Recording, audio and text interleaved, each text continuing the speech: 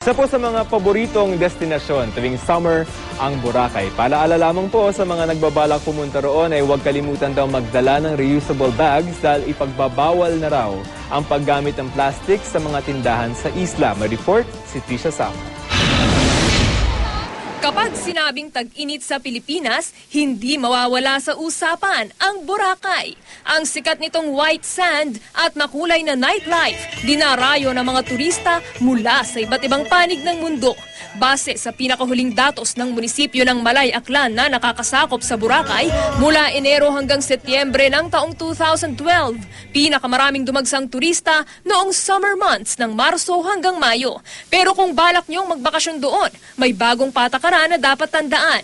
Bago matapos ang taong 2013, tuluyang ipagbabawal ang paggamit ng plastic bag sa mga tindahan at kainan sa Boracay. Sang-ayon ito sa isang ordinansang inaprubahan ng Sangguniang Bayan kamakailan. Bago ito ipatupad, 6 na buwan nilang ipakakalat ang impormasyon tungkol sa plastic ban.